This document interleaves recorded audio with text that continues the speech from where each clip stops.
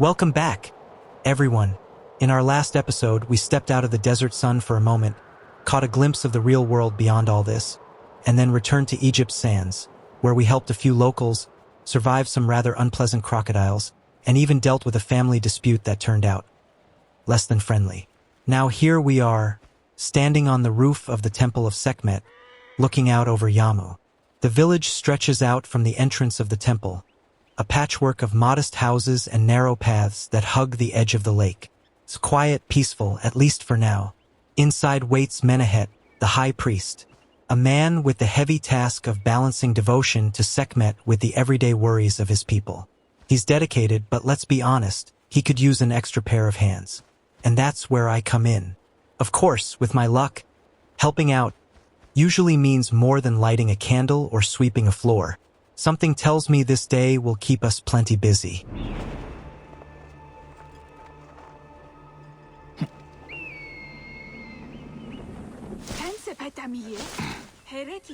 Before we dive into today's adventure, I took a little time to clean up Bayek's inventory. Sold off some extra gear and upgraded our weapons. Because let's be honest, wandering around with junk in your pockets is not very heroic. Now it's time to level up together. For this round, I'm unlocking the second bow.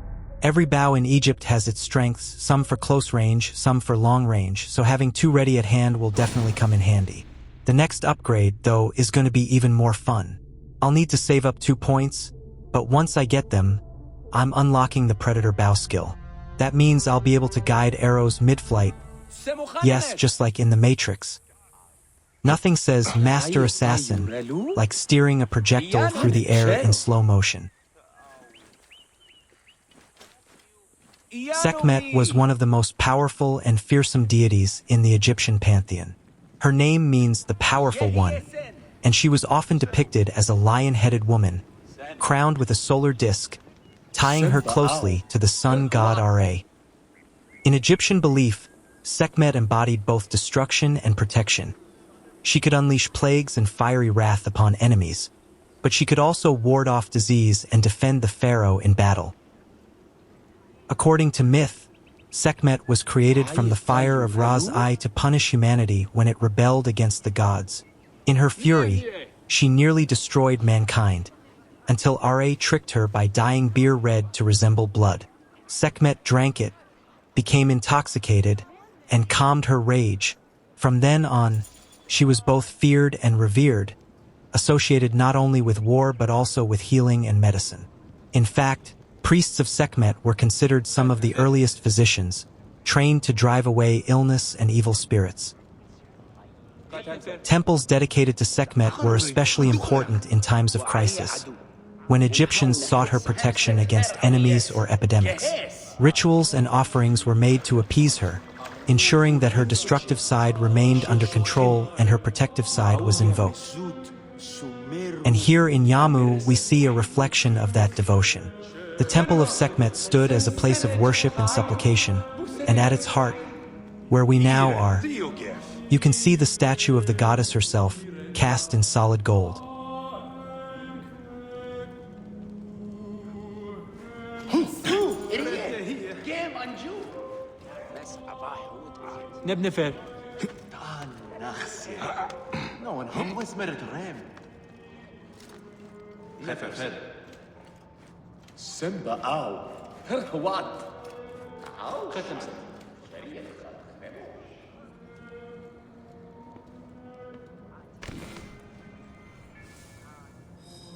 A few hundred meters northwest of the Temple of Sekhmet in Yamu, which resides by Lake Mariotiz, there is a great place to go for a date.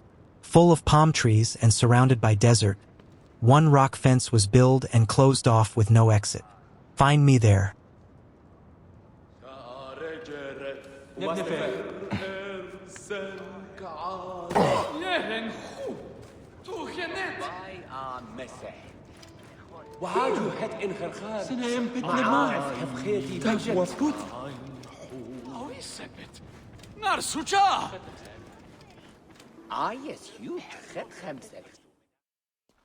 Bayek, what good fortune! I thought it would be years before we saw you again. Hail in peace, Menehet. How is your family? The children seem to grow larger by the minute. My wife and I have our hands full. And you, is there any news of... None. I forget myself. There are so many things in your life best not spoken of. Forgive me. I see by your garb that you have been promoted. Ah, yes. The High Priest, in his grace, made me his second. And my rank is not the only thing he has changed. You must see the temple. You will give me a tour? Of course, of course. At the moment of your pleasure.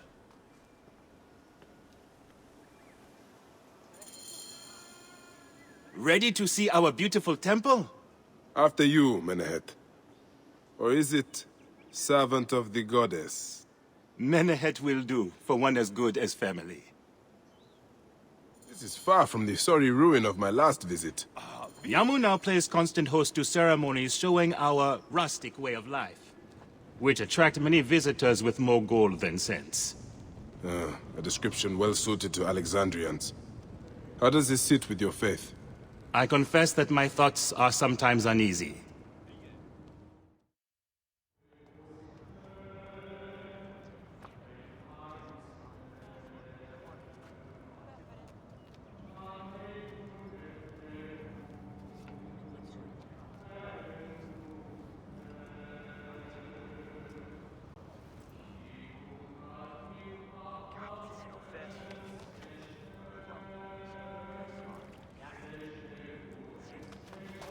Oh, vanquished by a gang of ruffians, huh?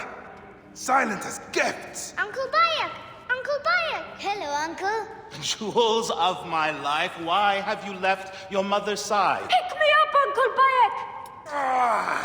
See now, there's no need to attack a man from behind. We're not numbering him 4-1, huh? You told us to secure every advantage possible over a Tander's foe. Yes. And I am very dangerous!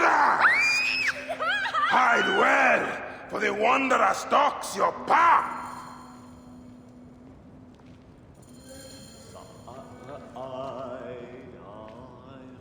I have told the children over and over that they are not permitted to play in the temple, but they never listen. You found me. Your turn to hide. Come away from there, Naila. You're getting in the priest's way.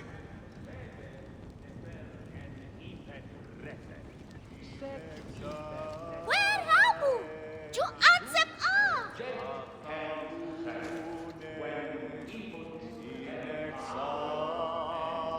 Naila, are you following me? You might get lost without me. It's a big temple.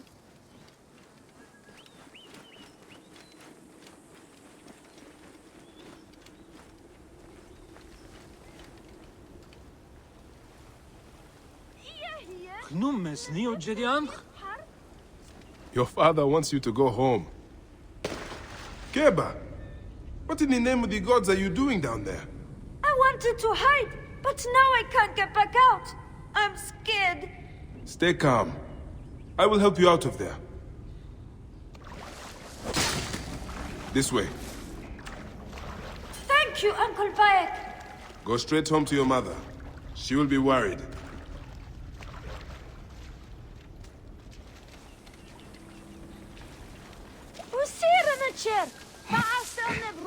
And I prefer to stay with you.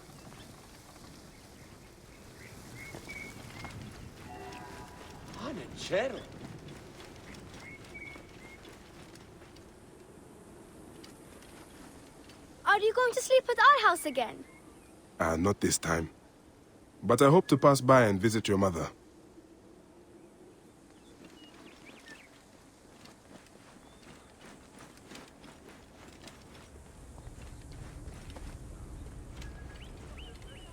اني سجريت نويح ورياح وتخبي متنشرت السيشن ياهو.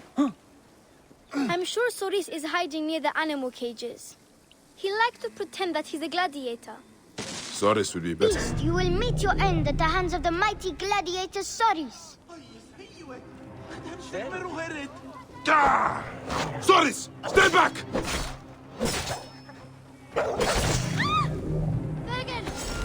Soris would be better off with opponents his size.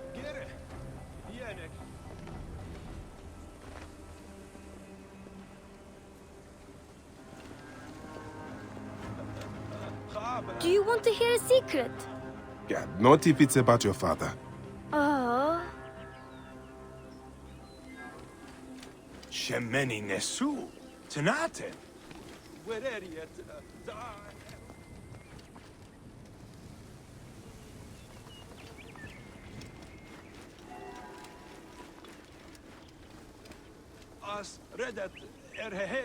My sister always sneaks up to the temple roof at night to look at the stars.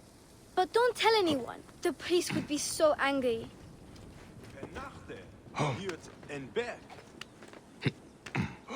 Hasina, you must come down from here. This would be a good place to watch the stars. Only the priests are permitted here. You know that. Yes, but I want to see... Hush. Come down now. We can watch stars from the riverbank. That's the last of the children. I will tell Menehet that the children are safe.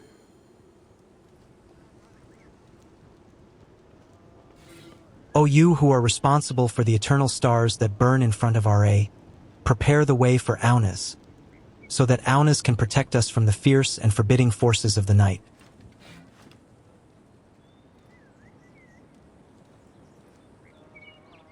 Aunas was a pharaoh of Egypt's 5th dynasty, around 2350 BCE, and he is particularly famous for his pyramid at Saqqara, which contains the earliest complete version of the pyramid texts.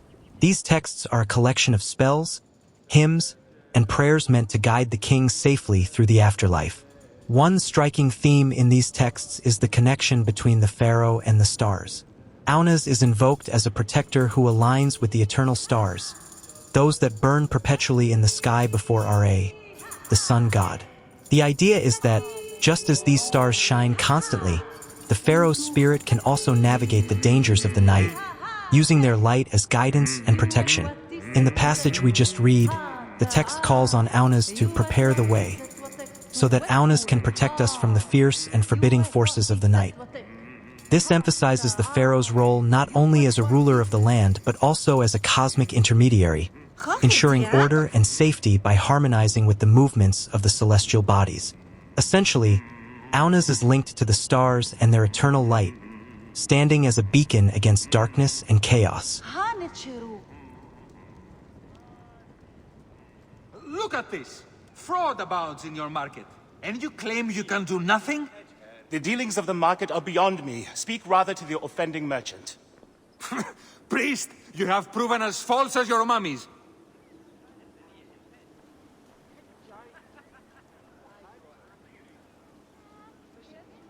Menehet, your brood is delivered safely home. Thank you, friend. What did that fool want with you? Some visitors, having purchased religious objects, are angry when our village has no more dead cats to sell them. Though not a merchant, I am often the means by which the aggrieved snuff their anger. This matter needs a firm hand.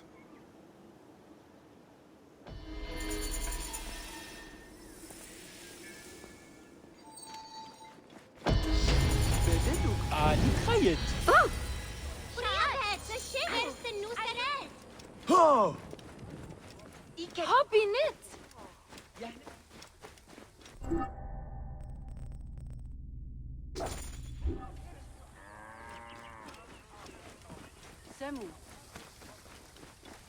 يا طيور لو هن خريت لغة ياهو ريه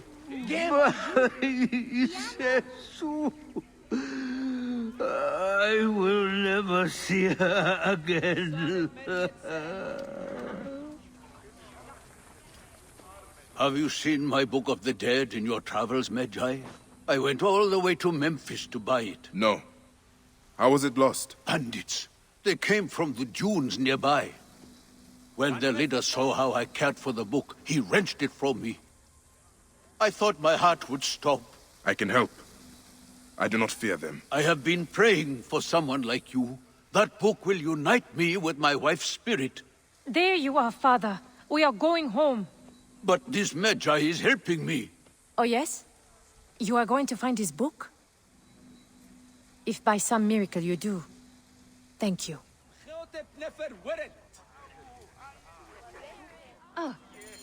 Did you hear where the bandits meant to go?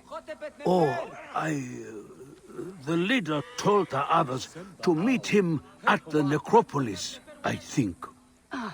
We live nearby. I am not going home until I... Father, the book is gone. You will find Mother in the field of reeds without it. This looks like a child made it. These cat mummies are false! Greetings. I am... You have come to the right place, Neb. We have everything you could possibly want. What I want is to ask about false idols sold at the market. I have heard rumors of such, but there is nothing to them. Now leave if you want to avoid trouble.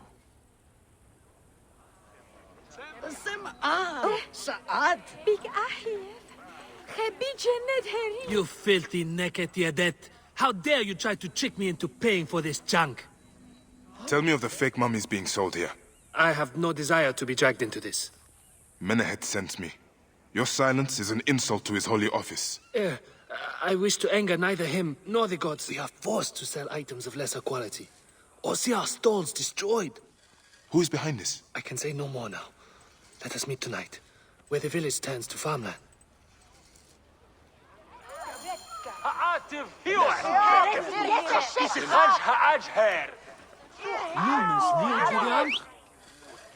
While we wait for nightfall, let's help the poor old man find his Book of the Dead. These aren't ordinary books. In ancient Egypt, a Book of the Dead was a carefully written collection of spells, charms, and instructions meant to guide the deceased safely through the Egyptian underworld. They were used extensively from the New Kingdom around 1550 BCE all the way into the Ptolemaic period, roughly 50 BCE. Each scroll was highly personalized. Names were included, and certain spells could be tailored for the individual's journey.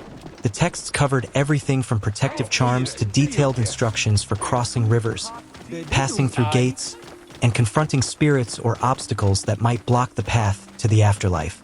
The Egyptians believed that without these spells, a soul could become lost, trapped, or even destroyed. Many books of the dead were richly illustrated, showing gods, demons, and scenes of the underworld. They served not just a spiritual function but also a social one. Having a scroll meant a proper burial and a safe journey into eternity. Losing such a scroll as the old man has could be disastrous. Could bandits have stolen such sacred scrolls and extorted families? While there is limited direct evidence of this exact crime, banditry was a real problem in ancient Egypt, especially in isolated desert regions and trade routes. It is plausible that thieves could target valuable or sacred items, demanding payment or seizing them for profit. So in the context of this story, it fits historically that a bandit might exploit the situation to extract wealth or ransom from a family. Finding and returning this scroll is more than a simple task. It's a glimpse into how seriously the Egyptians approached death, protection, and the cosmic order they believed in.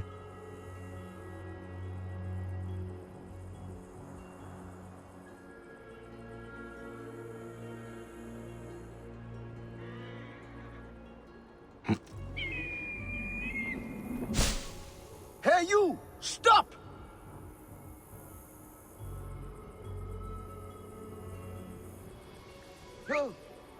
Hold! Explain yourself!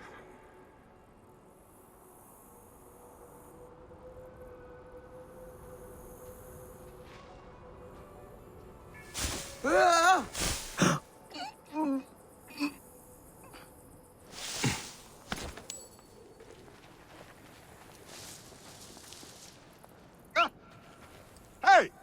Hold on, you!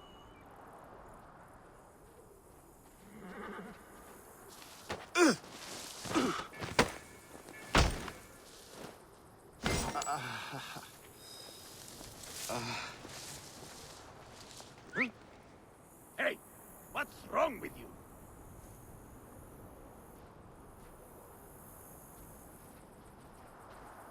Hey!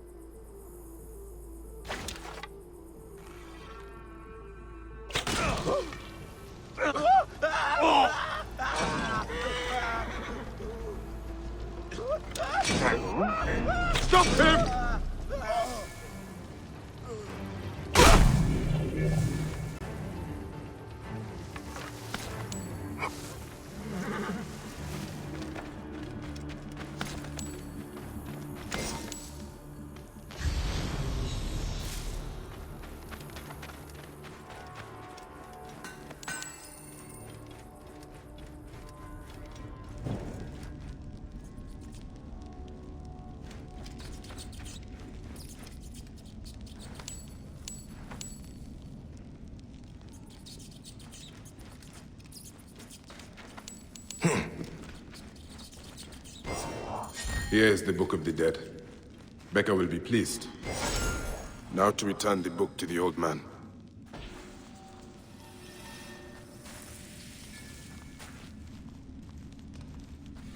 Mabar, I am sending a parcel your way. Contains dozens of books of the dead that we've stolen. You are to find their owners and demand a high price to have them returned. But do it discreetly. We don't want the temple priests finding out about this.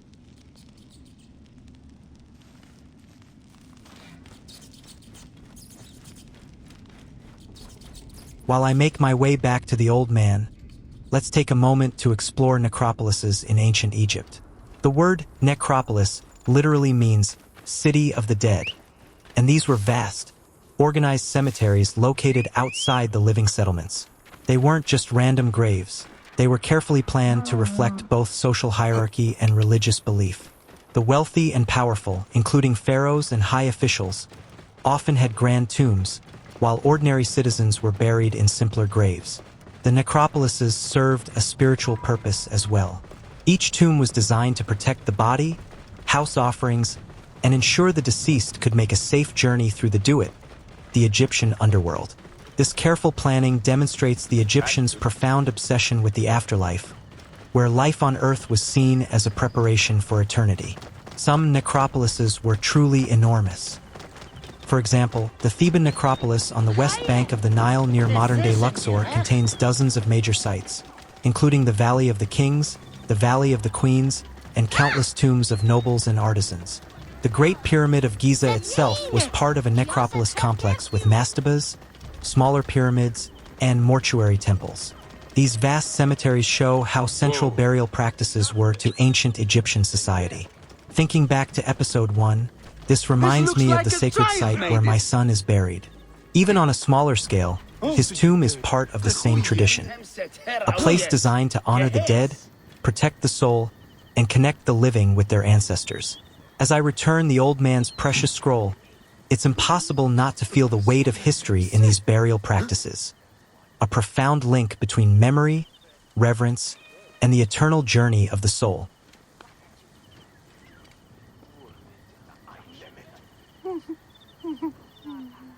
Shemeni Nesu, Tanatem.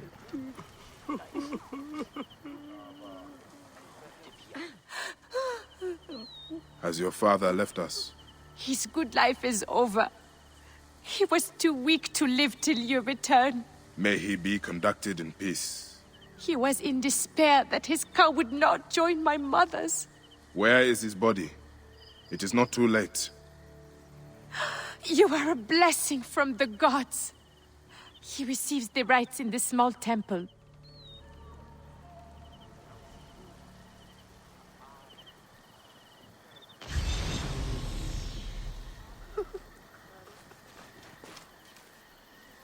Notes to navigate the afterlife.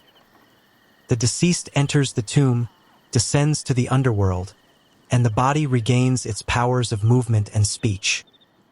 The deceased travels across the sky in the sun arc as one of the blessed dead. In the evening, the deceased travels to the underworld to appear before Osiris. Having been vindicated, the deceased assumes power in the universe as one of the gods. What?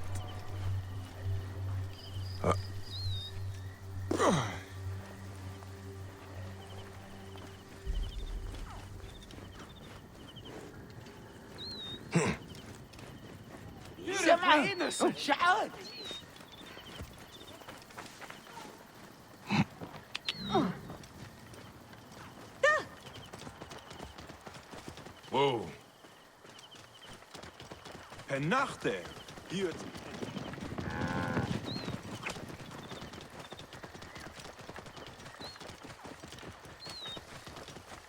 Any Sigiriot.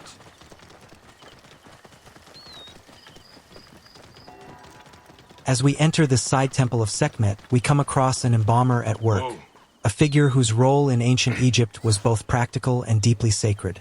Embalmers were the specialists responsible for preparing the dead, performing the rituals and preservation techniques that ensured a soul's safe journey to the afterlife.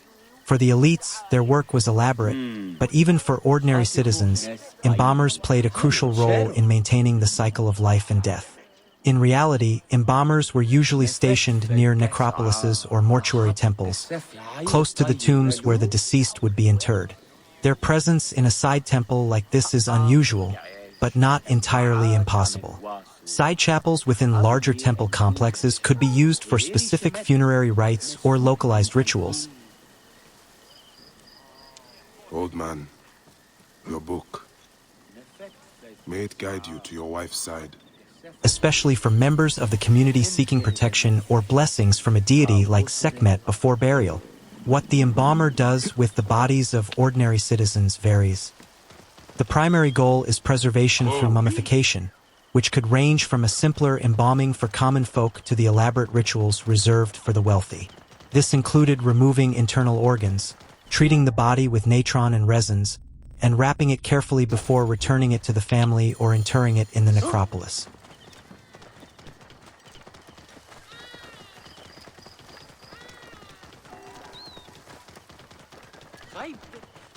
As we make our way to the cellar of the so-called fake cat mummies, it's worth pausing to consider the strange blend of history and imagination at play here.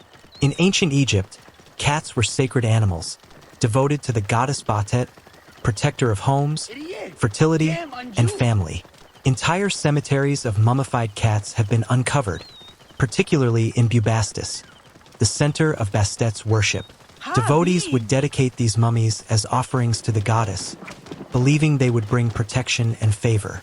So yes, cats were mummified, sometimes in astonishing numbers, and this was a very real religious practice. But what about fake cat mummies, the sort a cheeky merchant might try to sell? Historical records don't provide strong evidence that Egyptians deliberately created fraudulent cat mummies to deceive buyers. Most animal mummies were authentic votive offerings, crafted with ritual care. The idea of fake mummies in the game, then, is likely a playful invention by the developers, designed to add humor and intrigue. It's a clever nod to both the scale of Egyptian mummification and the human tendency toward opportunism. My friend, I am glad to see you have kept our appointment. Come, sit with me and share a drink of wine. I do not have time for that. It is a beautiful night. Let us enjoy the coolness of the air for a moment before turning to business. Merchant, I am not here to take in the air. Who is behind the traffic of false icons? Well, you see, it is no simple story. There are many involved in this terrible affair, but they would all tell you the same thing. Pity the trusting man, for he suffers great pain. Seek evil, and you will always find it. No one will find your body once we feed it to the crocodile.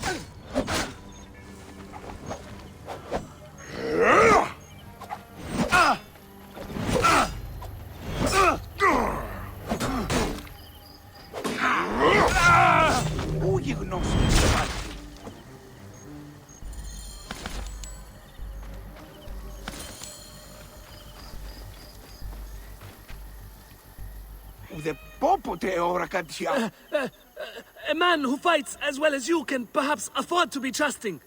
Talk, or you will meet the same fate as your friends. That will not be necessary.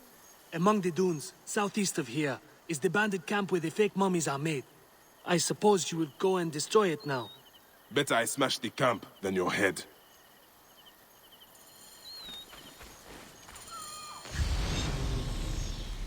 Destroying these forgeries will earn the favor of the gods. As Ra lives, what a disgrace. Bakay, you're one of the best merchants we deal with. Continue the good work. We're going to send you a big stock of mummies. We need them to be sold by the end of the month.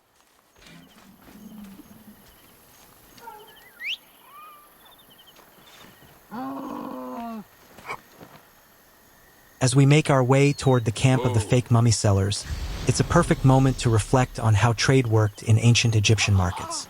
The bustling marketplaces were the lifeblood of daily life, and trade was carefully structured despite the lack of coins in most periods.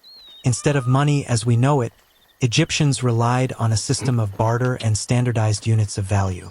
Grain, silver, copper, linen, and even beer often served as mediums of exchange.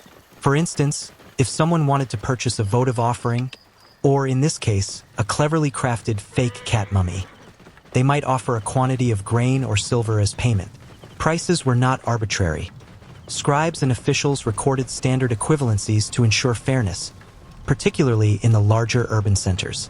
Temples and local authorities also sometimes acted as intermediaries, regulating trade to prevent fraud and ensure that offerings met ritual standards. This system allowed markets to function efficiently, even when dealing with items that were purely symbolic or religious in nature. From pottery to papyrus, from everyday foodstuffs to ceremonial objects, everything had a standardized measure of value. The ancient Egyptians' sophisticated approach to commerce is a reminder that even thousands of years ago, organized trade required rules, trust, and accounting just like today. So as we walk through this desert path toward the cellars, remember that the exchange we are witnessing in the game mirrors a deeply structured system, one that helped the Egyptians balance daily life, ritual offerings, and economic stability. Even a fake cat mummy had its place in a world where value was carefully measured, recorded, and respected.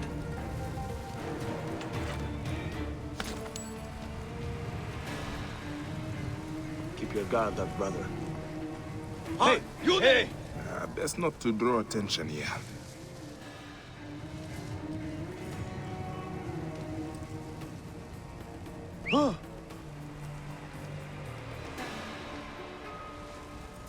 Na, bitte stay. Hey, wait!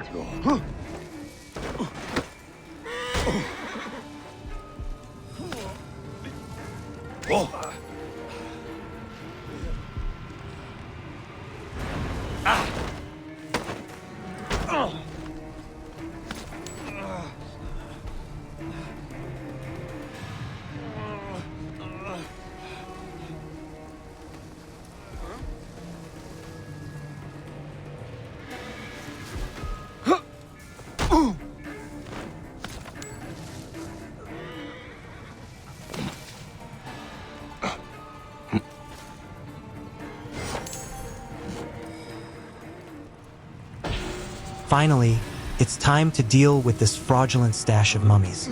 No more innocent families being fooled. No more coins lining the pockets of charlatans. One careful step, one swift action, and oops! Somehow I've set myself on fire in the middle of the chaos. Quick, a little dance, a few flaps, and I'm mostly unharmed. But what a way to get everyone's attention. Though they look sacred at first glance, we know the truth. These are clever imitations, meant to deceive. And now, with a bit of fire and determination, their usefulness ends. A small justice for the people of Yamu, and a reminder that not everything buried in sand carries the weight of history.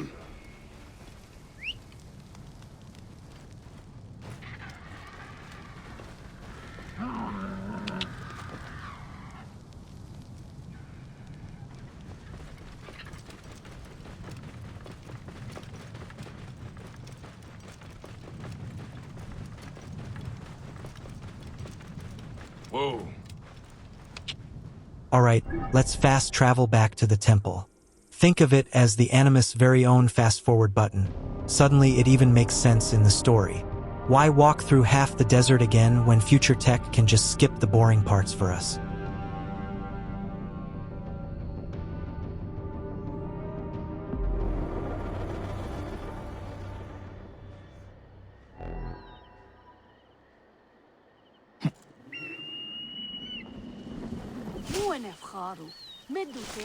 And while we're at it, let's fast forward the night too. No need to stumble around in the dark when the Animus can just skip bedtime for us.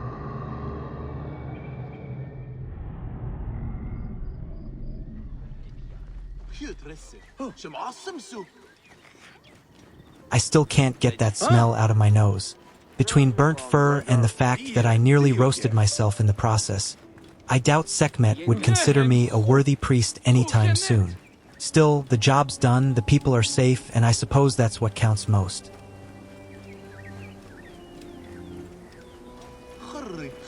Ah, here you are. I've dealt with the trafficking of false mummies. Thank you. How can I ease the burdens of an old friend? Tonight, we will stage a grand spectacle. Our goddess Sekhmet defends the people against Isfet's chaos. But Pamu, our champion, is nowhere to be found. The High Priest will judge me responsible for his absence. I'll have a look. Sekhmet bless you. His home is near the market, but check the tavern first. It pains me to ask you for a further favor. Pamu does like a drink now and again. In ancient Egypt, alcohol was a very different experience from what most of us know today.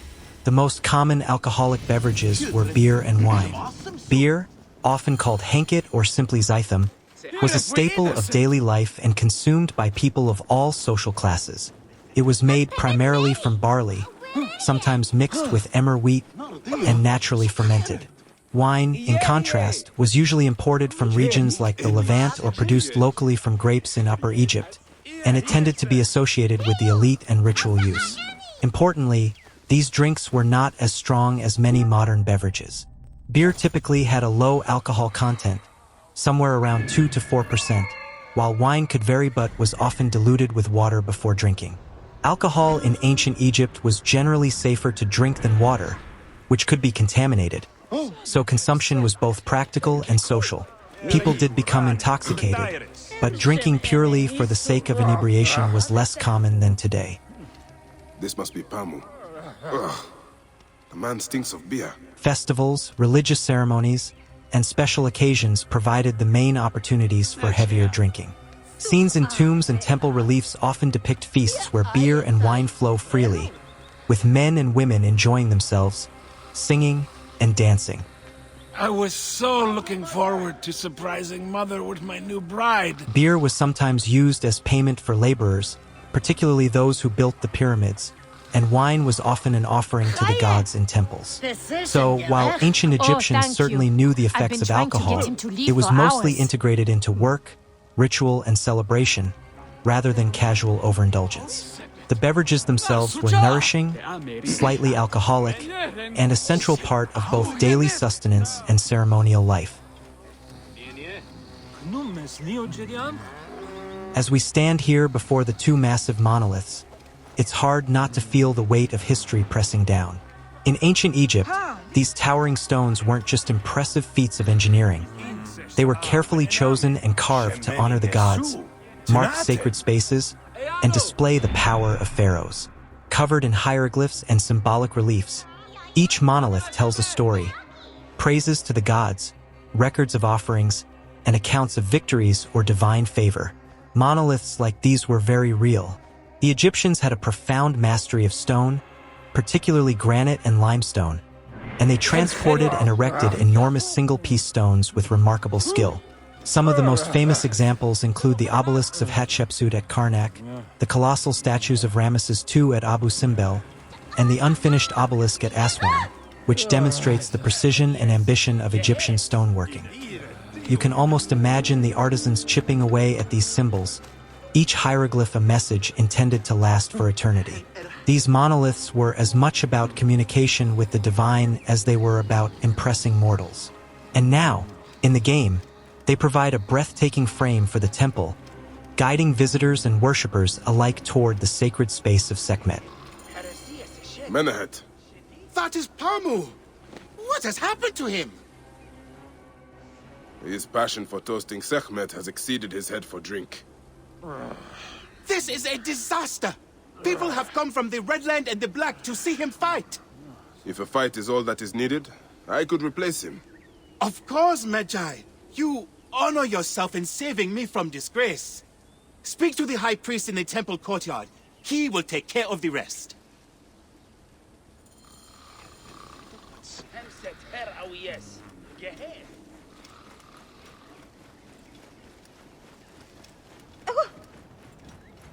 Oh! سمع شعار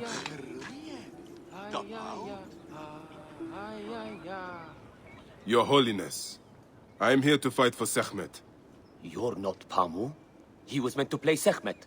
Pamu is ill. He is recovering at the temple. Fine. Follow me.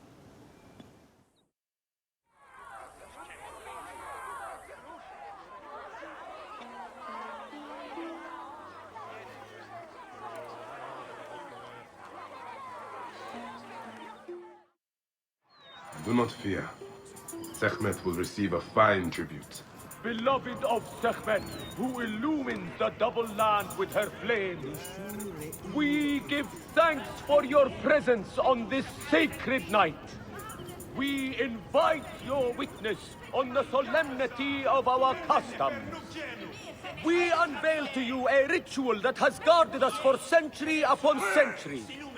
Make For about every 5 eye years, to look really. upon the warrior for whom the two skies open. Sekhmet, Lady of Slaughter. The light rises with Sekhmet and falls as she falls. Should malice cling too strongly to your hearts, Isfet, the evil one, shall smite the goddess. And condemn Yamu to 100 seasons of darkness. But should your hearts be pure, the goddess shall favor us, shielding us from the obscurity of chaos. Let the battle begin! Since a time unknown, Sekhmet the lioness has shielded us from Isfet's greed. Have bet on Isfet Sekhmet! was once husband Their fighter to can't Ma'at, lose! goddess of order. Tampering with her scales of judgment, he grew fat on the souls of mortals. Ma'at cast him out of the hall of justice. In his hunger, he returned. But Sekhmet knew his heart and guarded the door against him. Their battle lasted 20 days and nights before Sekhmet subdued the Lord of Chaos. Look, his weapon is bathed in Sekhmet's fire. Uncle Bayek Sekhmet's might enlivens you. The warrior of Sekhmet beats back chaos. The lioness's fangs will cleave the darkness. The warrior of Sekhmet beats back chaos. Look, his weapon is bathed in Sekhmet's fire. Sekhmet, The grant lioness's us to fangs live! will cleave the... Sekhmet...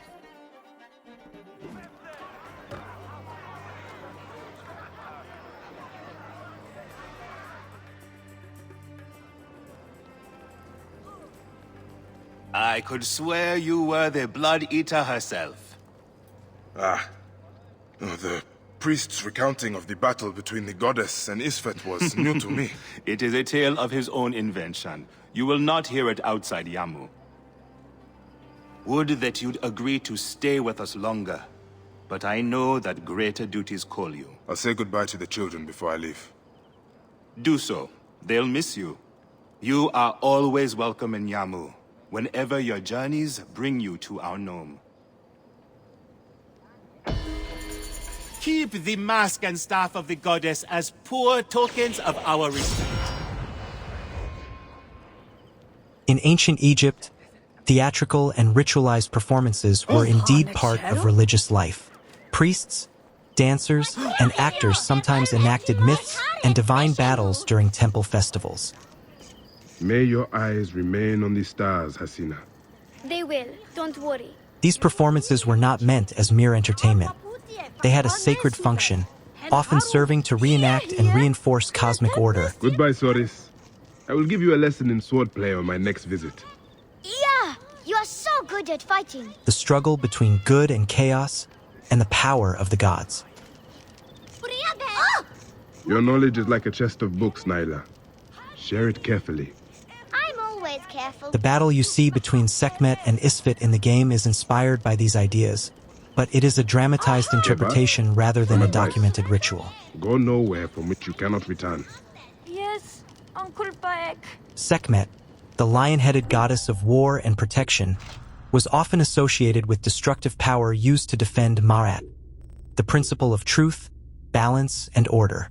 Isfet represents chaos, disorder, and everything that threatens Ma'at.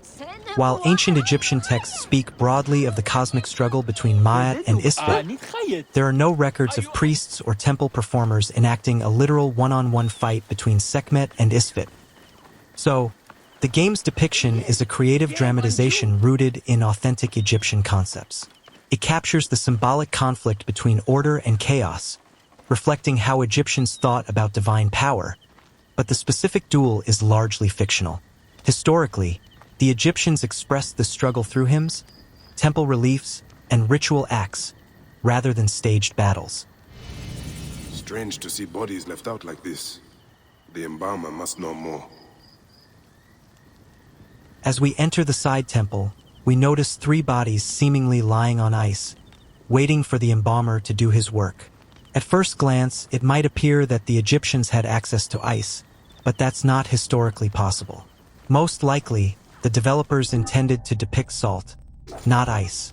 In ancient Egypt, embalmers used natron, a naturally occurring salt mixture, to dry out and preserve bodies. This mineral helped remove moisture, prevent decay, and prepare the corpse for wrapping.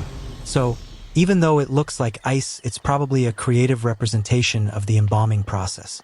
The salt preserves the body, an essential step in the mummification ritual, ensuring the deceased could safely continue into the afterlife. It's a clever visual choice that nods to historical practice while adding a dramatic touch to the scene.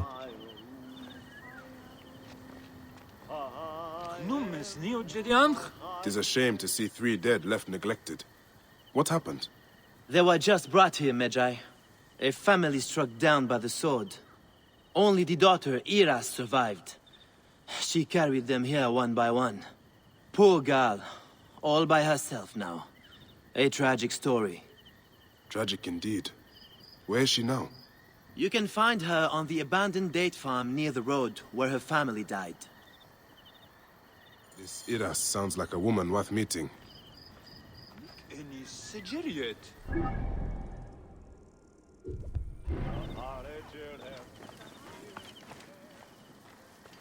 In ancient Egypt, land was the foundation of wealth, status, and survival. But ownership didn't quite work the way we imagine it today. Strictly speaking, all land was considered the property of the pharaoh, the divine ruler who held ultimate authority over Egypt's resources. Yet, in practice, large estates could be granted to temples, nobles, or soldiers as rewards for service. These estates could then be managed, inherited, or leased, creating a layered system of rights over the land. For ordinary farmers, it was less about owning the soil beneath their feet and more about holding the right to work it. They paid taxes or a share of their harvest in exchange for using the land. Families often cultivated the same fields for generations. Soldiers. They must be looking for Iras. Best lay low, and hope she does too. So while they might not hold an official deed in the modern sense, they still had recognized ties to their plots. The Egyptians did, however, record land transactions, disputes, and inheritances on papyrus documents or carved onto stone stele. These records could serve as proof in legal cases, showing who had the right to work, manage, or pass on a piece of land. So while we don't find deeds like the ones tucked into a modern filing cabinet, the principle of documenting land rights absolutely existed. This system tells us something important. Ancient Egypt wasn't just a land of temples and tombs. It was also a society where bureaucracy, administration, and written proof played a key role in everyday life. We won't lose her this time.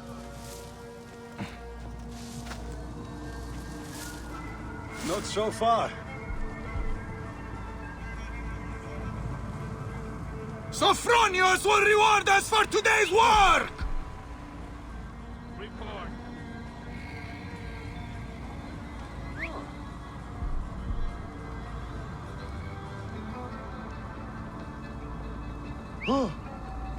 Not a thing.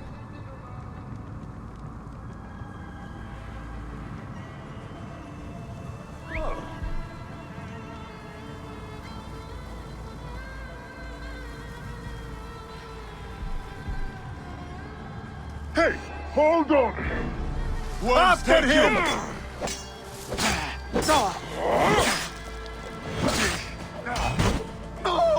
You shit! Ah! Time is up!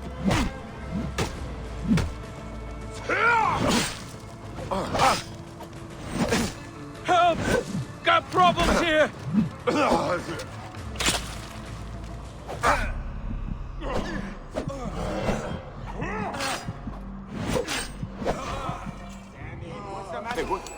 You will pay!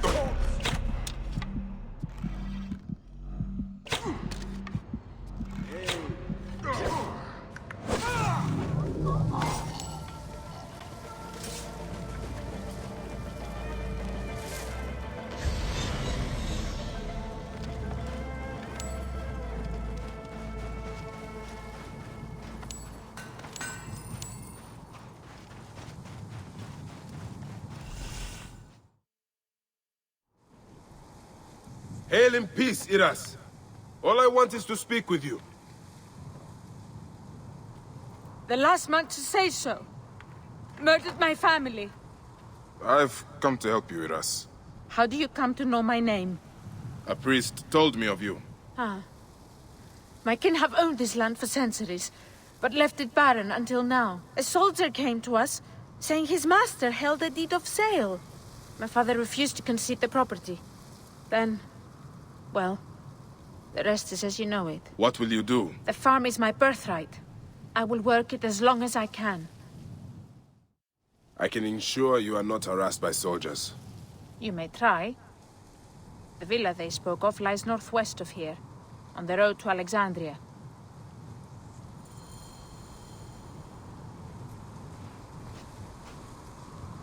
If... The papyrus hints at a place here on this farm. Fully walled in, no way out.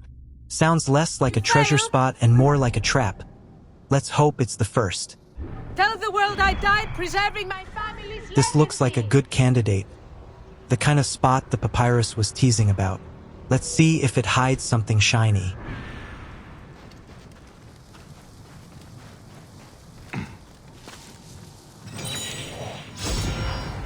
Well, that is indeed something shiny.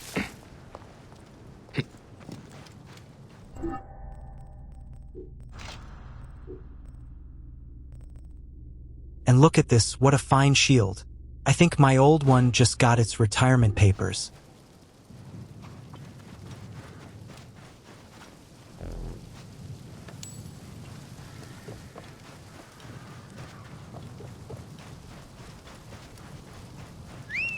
I think it's about time to find a good spot to wrap things up. This is already shaping up to be the longest episode yet. Plenty of adventure, plenty of chaos, and maybe even a few too many close calls. At this rate, I might need a vacation, or at least a camel with a stronger stomach.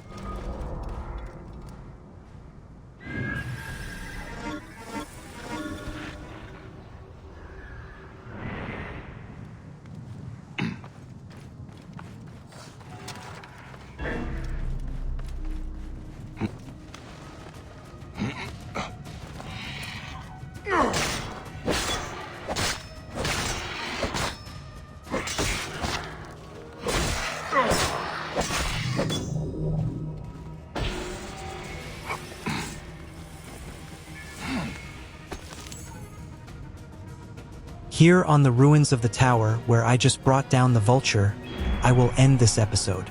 We spent our time in Yamu, helping priest Menehet with the great festival held in honor of Sekhmet and the gods, uncovering odd dealings like fake mummies, and learning more about how life and death were honored in ancient Egypt. From necropolises to embalmers, from markets to festivals, this small town revealed a wide slice of history.